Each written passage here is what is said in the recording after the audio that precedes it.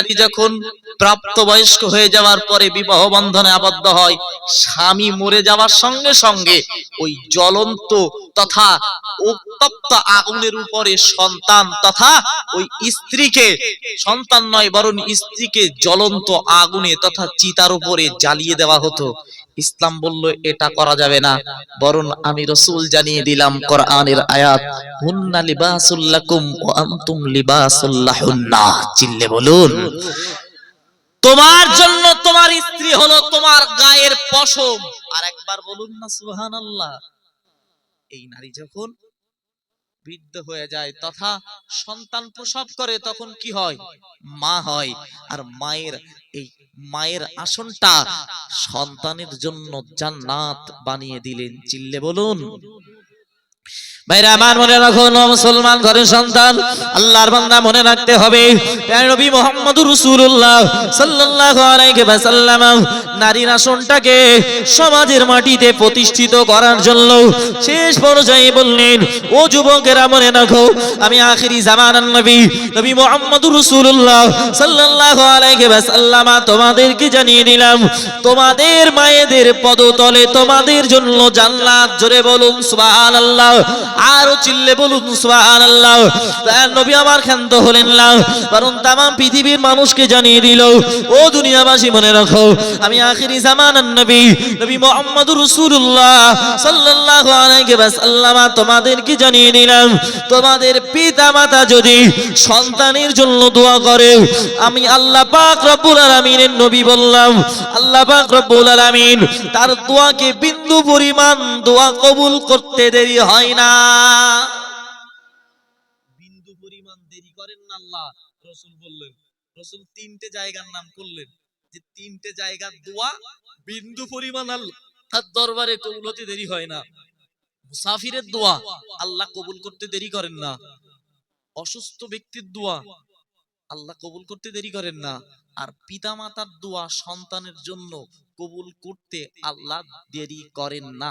চিল্লে বলুন। বাইরে আমার মনে রাখুন, ও মুসলমান ঘরের সন্তান, আল্লাহর বান্দা অবাক হয়ে যাবেন, নবী মুহাম্মদুর রাসূলুল্লাহ সাল্লাল্লাহু আলাইহি ওয়াসাল্লাম নবী আমার সোনা সাবানে জানিয়ে দিলেন, ও দুনিয়াবাসী মনে রাখো, আমি আখিরি জামানার নবী মুহাম্মদুর রাসূলুল্লাহ সাল্লাল্লাহু আলাইহি ওয়াসাল্লাম জানিয়ে দিলাম, এই তাম পৃথিবীর জমিনে অনেক ধর্ম রয়েছে, অনেক জাতি রয়েছে, তবে সব জাতি আর সব ধর্মের মাঝখান দিয়ে আমি আল্লাহ পাক রব্বুল আলামিন জানিয়ে দিলাম, ইনদাল্লাহিল ইসলাম। চিল্লে বলুন সুবহানাল্লাহ। আল্লাহ বললেন ইসলাম ধর্মটা মনোনীত। আর একবার বলুন সুবহানাল্লাহ। কোরআনের আয়াত নাযিল করে আমার আল্লাহ আবার জানিয়ে দিল, আল্লাহুম্মা আকমালতু লাকুম দীনাকুম ওয়া আতমামতু আলাইকুম নি'মাতি ওয়া রাদিতু লাকুমুল ইসলাম দীনা। কোন আল্লাহ পাক রব্বুল আলামিন কোরআনের আয়াত নাযিল করে বললেন, ও বান্দা বান্দি মনে রাখো, আমি আল্লাহ পাক রব্বুল আলামিন ইসলাম ধর্মকে মনোনীত করেছি। জিল্লে বলুন সুবহানাল্লাহ। এবং এটাকে পরিপূর্ণ করলাম। আর একবার বলুন সুবহানাল্লাহ। ও আল্লাহর বান্দা, তাই দয়াল নবী সাহাবাদের লক্ষ্য করে বললেন, ওগো আমার সাহাবারা, ও আমার সাহাবীরা, এই ইসলামটাকে পৃথিবীর জমিনে প্রতিষ্ঠিত করার জন্য তোমাদের জিহাদ করতে হবে। দুইজন বালক নবী মুহাম্মদুর রাসূলুল্লাহ সাল্লাল্লাহু আলাইহি ওয়াসাল্লাম দরবারে হাজির। ইয়া রাসূলুল্লাহ, ইয়া হাবিবাল্লাহ, হুজুর, এই ইসলাম ধর্ম আল্লাহর দরবারে মনোনীত, এই ইসলাম ধর্ম আল্লাহর কাছে মনোপূর্ণ, অতএব এই ধর্মের জন্য জিহাদ করতে যাই, আপনি একটু আমাদেরকে অনুমতি দেন। রাসূল বললেন, তোমার পিতামাতা জীবিত না মৃত? সাহাবাদের ভিতর দিয়ে ওই দুইজন বালক বললেন, ইয়া রাসূলুল্লাহ, হাবিবাল্লাহ, হুজুর, আমার পিতামাতা উভয় পৃথিবীর জমিনে বেঁচে রয়েছে। রাসূল বললেন, যাও সাহাবা, তোমাদের দুজনের জন্য জিহাদে যাওয়া লাগবে না, বরং তোমরা পৃথিবীর জমিনে তোমার পিতামাতাদের সেবা যত্ন করো। তোমার পিতামাতার সেবা যত্নে আল্লাহ পাক রব্বুল আলামিন দয়ার জান্নাত পাবিয়ে দেবে। আর একটু জোরে বলুন। শুধু এখানেই শেষ নয়, তবে পিতামাতা যদি নারাজ হয়ে বদদুয়া করে, তাহলে ওই দোয়াও আল্লাহর দরবারে কবুল হয়ে যাবে। এতটা খতরনাক। ও মুসলমান ঘরের সন্তান, আল্লাহর বান্দা, এই সমাজে আমাদের অনেক যুবক রয়েছে যারা পিতামাতাদের ভালোভাবে সম্মান করে না, বরং অবজ্ঞা অবহেলা করে চলে। তবে আল্লাহর কোরআন জানিয়েছে, আল্লাহ পাকের বান্দা মনে রাখুন, মহান আল্লাহ পাক রব্বুল আলামিন বান্দা বান্দিকে জানালেন, ও বান্দা বান্দি মনে রাখো, আমি আল্লাহ পাক রব্বুল আলামিন তোমাদেরকে জানিয়ে দিলাম, ওয়াবিল ওয়ালিদাইনি ইহসানা, তোমরা যখন পিতামাতার সঙ্গে আচরণ করবে তখন তোমরা সৎ আচরণ করবে। জোরে বলুন সুবহানাল্লাহ, আরেকটু চিল্লে বলুন সুবহানাল্লাহ। ও আল্লাহর বান্দা, শুধু এখানেই শেষ নয়, প্রিয় নবী মুহাম্মদুর রাসূলুল্লাহ সাল্লাল্লাহু আলাইহি ওয়াসাল্লাম এরপরই জানিয়ে দিলেন কোরআনের আয়াত, ফালা তাকুল্লাহুমা উফিন। মহান আল্লাহ পাক রব্বুল আলামিন কোরআন শরীফের ভিতরে জানিয়েছেন, ও সন্তানরা মনে রাখো, তোমরা যখন তোমাদের পিতামাতার সঙ্গে আচরণ করবে, ব্যবহার করবে, না না তোমাদের সন্তান, তোমরা যখন তোমার পিতামাতার সঙ্গে ব্যবহার করবে, দেখো সন্তান তোমাদের পিতামাতা যেন উফ শব্দটুকু না ব্যবহার করে। চিল্লে বলুন, তোমার জন্য তোমার পিতামাতা যেন উফ এই শব্দটুকু চয়ন না করে, ব্যবহার না করে। আর একবার বলুন। আরো অনেক কটা শিক্ষা দিয়েছেন আল্লাহ পাক রব্বুল আলামিন, তবে এই জায়গায় একটুখানি স্টপ রেখে, যদি পিতামাতাকে অসন্তুষ্টি করা হয় তাহলে কি হবে একটুখানি শুনতে হবে। আল্লাহর একজন মাহবুব বান্দা এক তারিখে মসজিদের ভিতরে নামাজ পড়ছেন, পড়তে পড়তে দেখলেন মসজিদের ভিতরে একজন যুবক ঢুকেছে, আর ওই যুবকটা নামাজের জন্য প্রস্তুত হয়েছেন, সুন্দরভাবে নামাজ আদায় করলেন, সুন্দরভাবে নামাজটা আদায় করলেন। আল্লাহর মাহবুব বান্দা তথা ওলি ব্যক্তিটা দেখলেন তার হাতটা, এক হাত একটু কাপড় দিয়ে সুন্দরভাবে পেঁচানো, তবে পেঁচানোর কারণটা বুঝলেন না, কিন্তু নামাজটা সুন্দরভাবে পড়েছে এটা দেখেছেন, আর হাতটা পেঁচানো এটাও দেখেছেন। আল্লাহর মাহবুব বান্দা ওই যুবকের নামাজ শেষ হলে ডাকলেন, ও আল্লাহর বান্দা এদিকে একটু শোনো, বাবা বলো না, তুমি তো নামাজটা খুব সুন্দরভাবে আদায় করলে, তবে তোমার হাতে পেঁচানো কেন? হাতটা কি জন্য পেঁচানো? ভাইরা আমার মনে রাখুন, ও আল্লাহর বান্দা মনে রাখুন, আল্লাহ পাকের ওই বান্দা আল্লাহর মাহবুব বান্দাকে ডাক মেরে বললেন, ও আল্লাহর বান্দা মনে রাখুন, আমি পৃথিবীর জমিনে আমার মায়ের একমাত্র সন্তান, আমি আমার পিতামাতার একমাত্র সন্তান। আমার জন্মের সাথে সাথে তথা আমার জন্মের কিছুদিন পরে আমার আব্বাজান পৃথিবীর জমিন থেকে চিরতরে বিদায় নিয়েছে। আমার মা আমাকে অনেক কষ্ট কেলেস করে আমার মা আমাকে লালন পালন করেছে। জোরে বলুন। শীতের রজনীতে পিতা না উঠলেও মা সন্তানের জন্য ওঠে না? ওঠে না? নিশ্চিতভাবে ওঠে, কারণ আল্লাহ আমাকেও একটা পুত্র সন্তান দিয়েছে। আমি জানি যে সন্তান হওয়ার পরে মায়ের কষ্ট বেদনা, তথা শীতকালে এত পরিমাণ মায়েদের কষ্ট হয়, এখন পেশাব করলো কেঁদে উঠলো, পরে আবার কেঁদে উঠলো দুধ খাওয়ানোর জন্য, দেখবেন আপনি হয়তো কাঁদছে বাচ্চা, বলবেন মাকে, বলবেন হয়তো ঘুম লেগেছে, তো মা বুঝবে ও কান্নার আওয়াজ শুনে, না এখন ঘুম লাগেনি, বরং এখন খিদে পেয়েছে। ঠিক বলছি না ভুল বলছি? মা বোঝে তার কান্নার আওয়াজ যে এখন একে ঘুম পাড়াতে হবে, এখন একে দুধ খাওয়াতে হবে। একটু চিল্লে বলুন। এই মুরব্বী মানুষকে ডাক মেরে বললেন, আমি আল্লাহর বান্দা, আমার মা আমাকে অনেক কষ্ট করে লেখাপড়া শিখিয়েছে, আমাকে বড় করেছে, আমি চাকরিও পেয়েছি, আমি চাকরি হালাতে ছিলাম, হঠাৎ করে আমার একটা মেয়ে পছন্দ হলো, আর ওই মেয়েকে আমি বিবাহ বন্ধনে আবদ্ধ করে নিলাম, কিন্তু আমার মাকে বললাম না, আমার স্ত্রীকে নিয়ে আমি বাড়িতে প্রবেশ করলাম। মা আমাকে ডাক মেরে বলল, বাবা তুমি বিয়ে করেছো, আমার কোনো কষ্ট নেই, তোমরা দুইজনে সুখে শান্তিতে বাস করো, আমার কোনো ব্যথা নেই, তবে তুমি যদি একবার, আমি মা আমাকে কানে তুলতে, তাহলে আমার পুত্রবধূকে আমি নিজে গিয়ে নিয়ে আসতাম। কিন্তু দেখতে পাওয়া গেল সন্তান বলল, মা আমি বলতে পারিনি, তুমি আমাকে মাফ করে দাও। মা বলল, দেখো আমি কিছু মনে করছি না, তুমি আমার কলিজার টুকরা, তোমাকে লালন পালন করতে গিয়ে আমার অনেক কষ্ট হয়েছে, অনেক কষ্ট হয়েছে, তুমি যেটা করেছো আলহামদুলিল্লাহ, কোনো সমস্যা নেই। এইভাবে দিন অতিবাহিত হচ্ছে, হতে হতে এই স্ত্রীটা স্বামী বাড়ি আসলে পুশিং দিতে শুরু করে। পুশিং বোঝেন তো বাবু? গাল গল্প করছি না বলো, একদম গাল গল্প করছি না।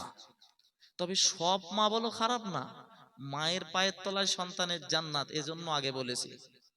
তবে সমাজে এমন কিছু বধূ আছে যারা শুধু স্বামী ভক্তি করে, তবে শ্বশুর শাশুড়িকে ভালো চোখে নিতে পারে না। ঠিক বলছি না ভুল বলছি?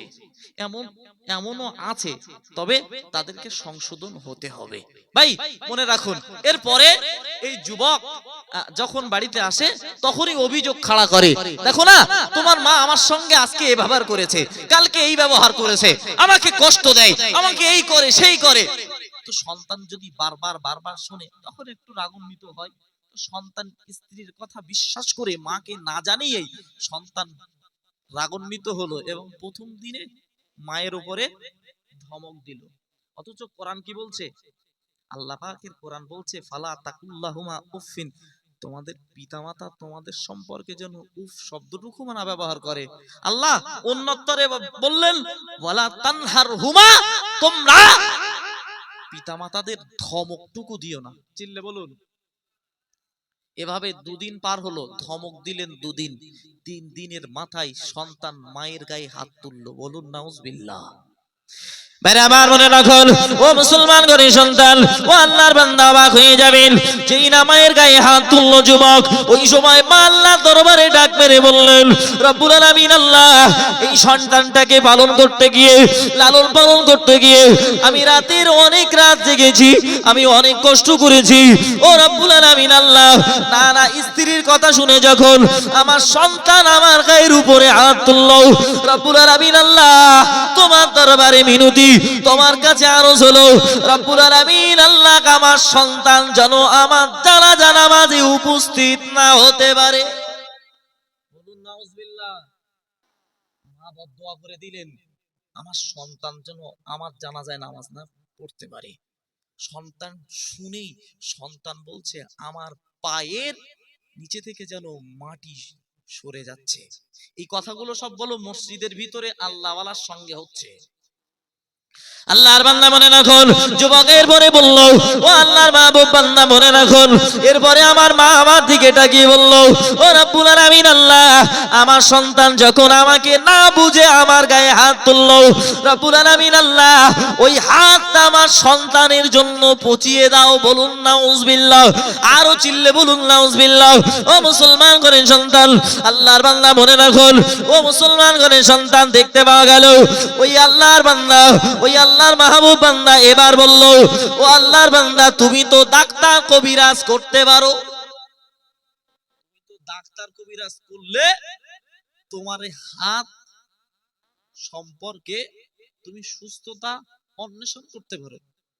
তথা যুবক বলল, ও আল্লাহর মাহবুব বান্দা, আমি বাড়িতে ছিলাম, বাড়িতে থাকাকালীনই আমার হাতটা পচে গিয়েছিল। তাই পচে যাওয়ার কারণটা অন্য কিছু নয়, বরং আমার মায়ের বদদুয়া আমার জন্য লেগে গেছে। তো কিভাবে লাগলো? না, আমার মাকে আমি মেরেছিলাম, মা আমার জন্য বদদুয়া করলো, সেই কারণেই। ভাইরা আমার মনে রাখুন, ও আল্লাহর বান্দা মনে রাখুন, দেখতে পাওয়া গেল মা এবার আল্লাহ দরবারে দোয়া করে সন্তানের জন্য বললেন, ও সন্তান মনে রাখো, আল্লাহ পাক রব্বুল আলামিন তোমার জন্য হাতটা পচিয়ে দেয়।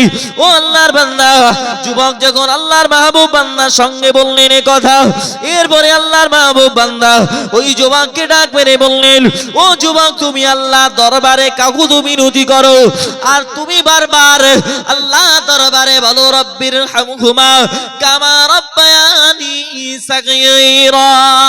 জোরে বলুন সুবহানাল্লাহ। আরো চিল্লে বলুন সুবহানাল্লাহ। আল্লাহ পাক রব্বুল আলামিন কোরআন শরীফের আয়াত নাযিল করে বান্দা বান্দীদেরকে শিখিয়েছেন, ও দুনিয়াবাসী মনে রাখো, যদি পৃথিবীর জমিনে তোমার না জানতে যদি তোমার পিতামাতার সঙ্গে খারাপ ব্যবহার করে ফেলো, তথা খারাপ ব্যবহার যদি হয়ে যায়, তাহলে কবরের সামনে গিয়ে আল্লাহ দরবারে দোয়া করো, রব্বিরহামহুমা কামা রব্বায়ানি সাগীরা।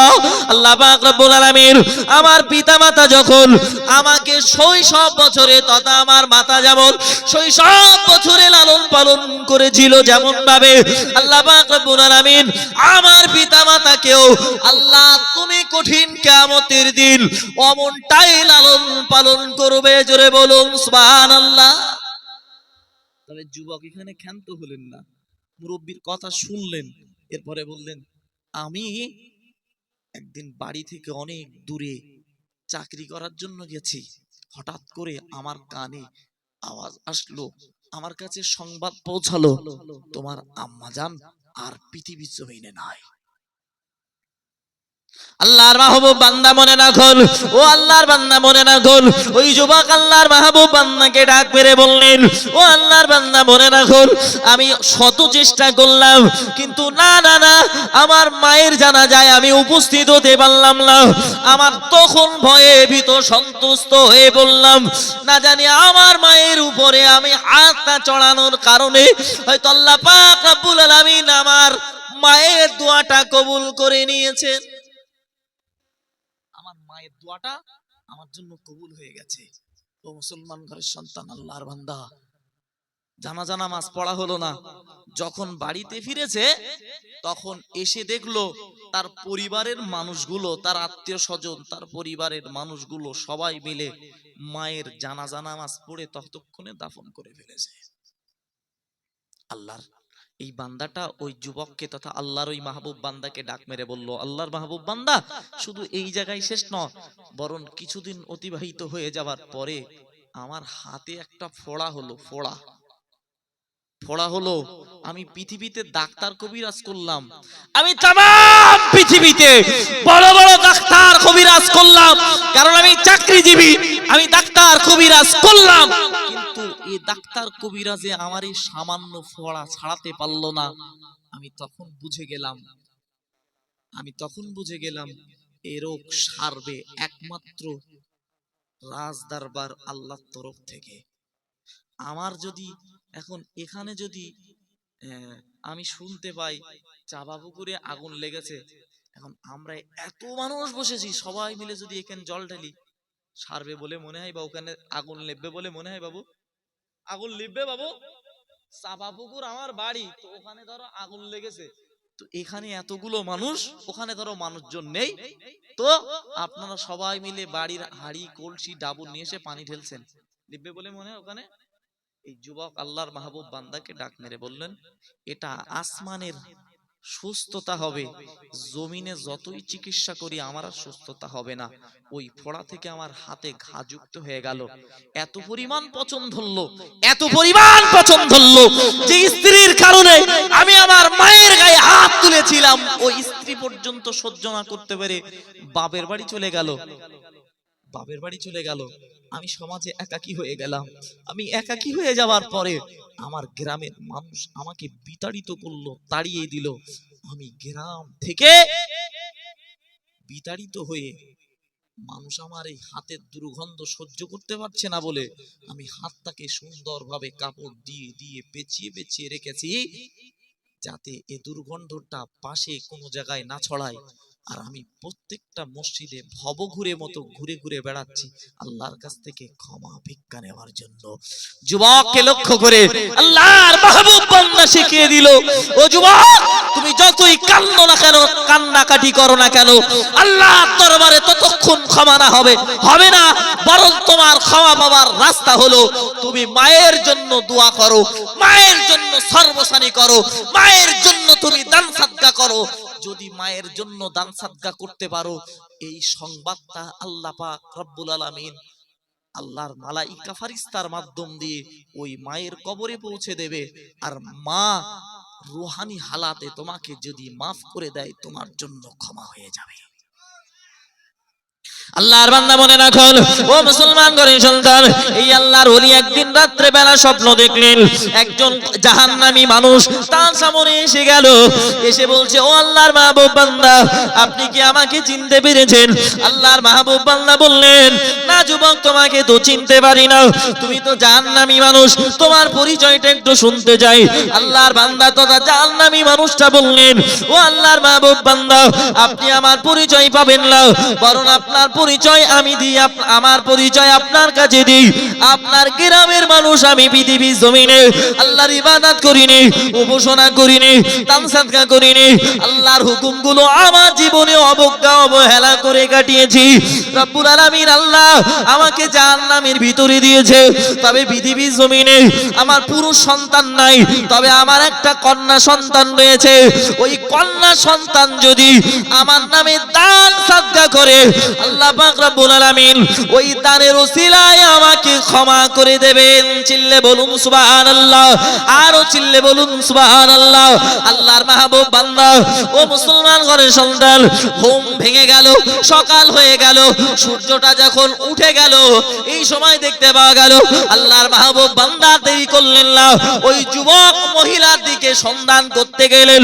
সন্ধান করতে করতে মানুষের কাছে সংবাদ নিতে লাগলেন অমুক ব্যক্তির অমুক মেয়েটা তোমরা চেনো নাকি? অমুক ব্যক্তি তো ইন্তেকাল করেছে। না না, ওই মেয়ে সন্তানের কাছে আমার যাওয়া লাগবে, ওই কন্যা সন্তানের কাছে আমার একটু যাওয়া লাগবে। মানুষরা জিজ্ঞাসা করলো কেন? সেটা আমি পরে বলবো, তবে আমার যাওয়ার রাস্তাটা তোমরা বলে দাও।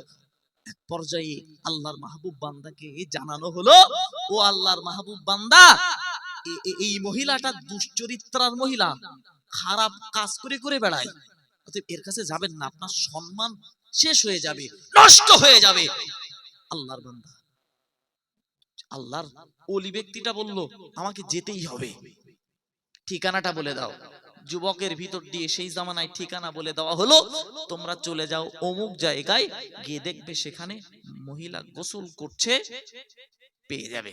যাওয়া হলো, গিয়ে তথা আল্লাহর মাহবুব বান্দা গেলেন, দেখলেন গোসল করছে, দূরে অপেক্ষা করলেন কিছু সময়, গোসল সেরে এসে জিজ্ঞাসা করলেন ও মৌলু সাহেব তোমার কি প্রয়োজন আমার কাছ থেকে?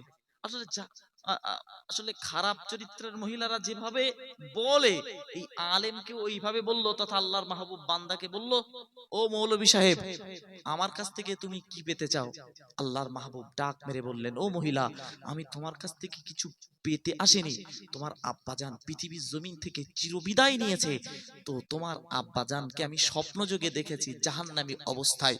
তোমার আব্বাজান যেন আমাকে বলছে তুমি যদি তোমার আব্বার জন্য দান করো আল্লাহ তোমার আব্বাকে জাহান্নাম থেকে জান্নাত বানিয়ে দেবে। জোরে বলুন। মহিলা ঠাট্টা করলো, তুচ্ছ করলো, অবজ্ঞা করেই বলল আমি আমার আব্বাজানের জন্য দোয়া করব, আর আমি দান করলে সব পাবে আমার আব্বা, জান্নাত পাবে। তুচ্ছ আর তাচ্ছিল্যের সঙ্গে কিতাবের ভিতরে এসেছে এই মহিলাটার হাতে ছিল একটা কলুষ তথা পানির একটা ডাব্বু, ওই পানি থেকে এক আজলা পানি আল্লাহর মাহবুব বান্দার দিকে ছড়িয়ে দিল। আর আল্লাহর মাহবুব বান্দা পানি থেকে বাঁচার জন্য, গাটাকে বাঁচানোর জন্য একটু সরে গেল, পানিটা জমিনে পড়ল।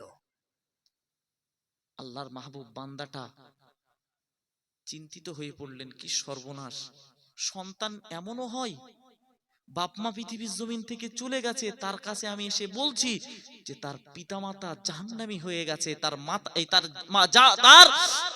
তার আব্বা জাহান্নামী হয়ে গেছে, দান করলে আল্লাহ জান্নাত দেবে, কিন্তু এই মহিলা তো দান করার মতো মন মানসিকতা নেই।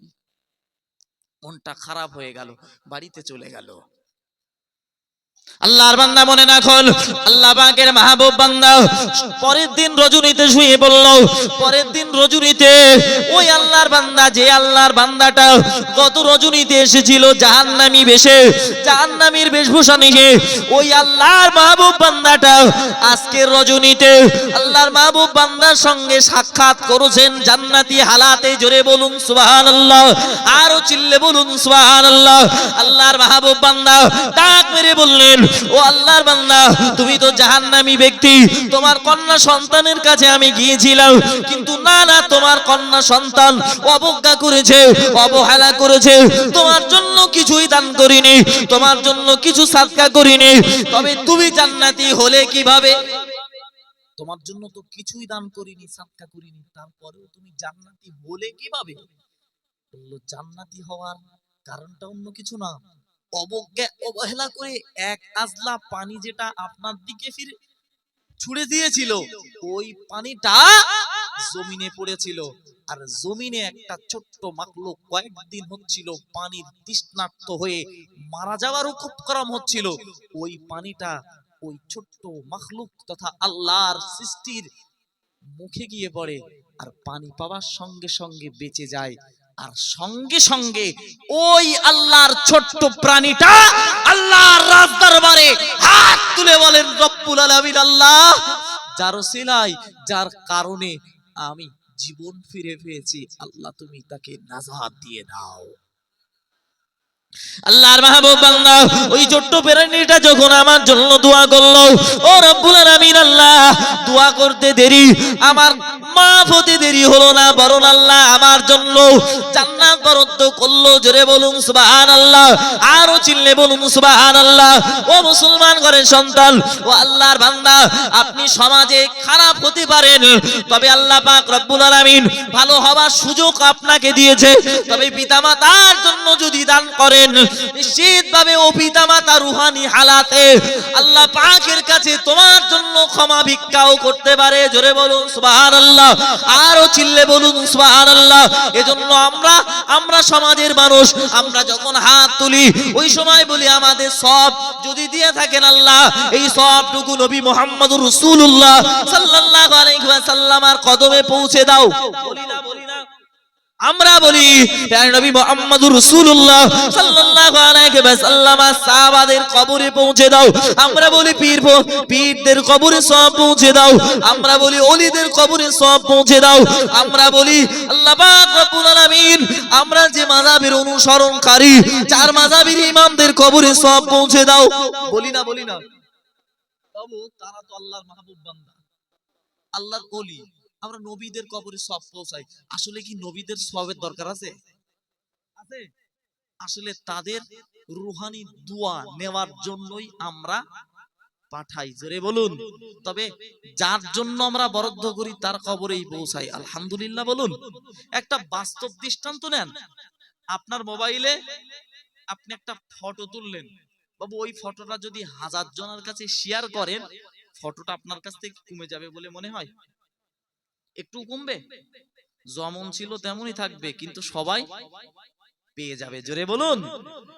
ভাইরা আমার, মনে রাখুন, এজন্য প্রিয় নবী মুহাম্মদুর রাসূলুল্লাহ সাল্লাল্লাহু আলাইহি ওয়াসাল্লাম সন্তানদেরকে লক্ষ্য করে জানিয়ে দিলেন, ও দুনিয়াবাসীর সন্তান, মনে রাখো, আমি আখিরি জামানার নবী মুহাম্মদুর রাসূলুল্লাহ সাল্লাল্লাহু আলাইহি ওয়াসাল্লাম কোরআনের আয়াত শোনাচ্ছি তোমাদের। ওয়া কুল্লাহুমা কাওলান কারীমা, তোমরা যখন তোমাদের পিতামাতার সঙ্গে আচরণ করবে, তখন তোমরা শিষ্টাচার দেখিয়ে এই কথা বলবে। জোরে বলুন সুবহানাল্লাহ, আরো চিল্লে বলুন সুবহানাল্লাহ। শুধু এখানেই শেষ নয়, নবী মুহাম্মদুর রাসূলুল্লাহ সাল্লাল্লাহু আলাইহি ওয়াসাল্লাম নবী আমার এরপরে জানিয়ে দিলেন, ও জগৎবাসী, মনে রাখো, আমি আখিরি জামানার নবী মুহাম্মদুর রাসূলুল্লাহ সাল্লাল্লাহু আলাইহি ওয়াসাল্লাম তোমাদেরকে কোরআনের আয়াত শোনাচ্ছি। ওয়াগফির লাহুমা জানাহাল যুল্লি মিনাল রাহিম। মহান আল্লাহ বললেন, তাদের সামনে যখন তোমরা কথা বলবে, তখন তোমরা নমনীয়তার সঙ্গে, ভদ্রতার সঙ্গে কথা বলবে, তোমাদের মস্তকটাকে ঝুঁকিয়ে দেবে। জোরে বলুন। আল্লাহ সিজদা করতে বলেননি, বলো, অবনত করতে বলেছে, তথা কৃতজ্ঞতা অনুসরণ করতে বলেছে, কৃতজ্ঞতা অনুসরণ করতে বলেছে। তবে পিতামাতার যদি কষ্ট দেওয়া হয়, আল্লাহর রাজ দরবারে ধরা পড়তে হবে। প্রিয় নবী মুহাম্মদুর রাসূলুল্লাহ সাল্লাল্লাহু আলাইহি ওয়াসাল্লাম কিছু সাহাবাদেরকে নিয়ে এক তারিখে বাইর হয়েছেন। তৎকালীন জামানায় কবরস্থানের পাশ দিয়ে তথা জান্নাতুল বাকি, জান্নাতুল মুআল্লা, বড় বড় কবরস্থান দুটো রয়েছে। এই কবরস্থানের পাশ দিয়ে রাসূল পাক সাল্লাল্লাহু আলাইহি ওয়াসাল্লাম সাহাবাদেরকে নিয়ে অতিক্রম করছে। হঠাৎ করে রাসূল পাক সাল্লাল্লাহু আলাইহি ওয়াসাল্লাম থমকে দাঁড়িয়ে গেলেন, আল্লাহর দরবারে হাত তুললেন, আল্লাহ এই কবরবাসীকে ক্ষমা করে দাও। আল্লাহর বান্দা মনে রাখুন, ও মুসলমান ঘরের সন্তান, অবাক হয়ে যাবেন। প্রিয় নবী মুহাম্মদুর রাসূলুল্লাহ সাল্লাল্লাহু আলাইহি ওয়াসাল্লাম আল্লাহর রাজ দরবারে হাত তুললেন, ও রব্বুল আলামিন, আল্লাহ এই কবরবাসীকে তুমি ক্ষমা করে দাও। সাহাবারা জিজ্ঞাসা করলেন, ইয়া রাসূলুল্লাহ, ইয়া হাবিবাল্লাহ, হুজুর আপনি কেন এখানে দাঁড়িয়ে গেলেন? প্রিয় নবী মুহাম্মদুর রাসূলুল্লাহ সাল্লাল্লাহু আলাইহি ওয়াসাল্লাম নবী আমার সোনা সাবানে বললেন, ও আমার সাহাবারা মনে রাখো, আল্লাহ পাক রব্বুল আলামিন এই কবরবাসীকে অত্যন্ত বেশি কষ্ট দিচ্ছে। আল্লাহ পাক রব্বুল আলামিন কঠোর কষ্ট দিচ্ছে, তাই আমি আল্লাহর দরবারে হাত তুলেছি। সাহাবারা বিরক্ত বোধ না করে রাসূলের সঙ্গে হাত তুললেন। আল্লাহ দরবারে প্রিয় নবী মুহাম্মদুর রাসূলুল্লাহ সাল্লাল্লাহু আলাইহি ওয়াসাল্লাম হাত তুললেন, ও রব্বুল আলামিন, আল্লাহ এই কবরবাসীকে তুমি ক্ষমা করে দাও। আল্লাহ পাক রব্বুল আলামিন প্রিয় নবী মুহাম্মদুর রাসূলুল্লাহ সাল্লাল্লাহু আলাইহি ওয়াসাল্লাম দোয়া কবুল করলেন না?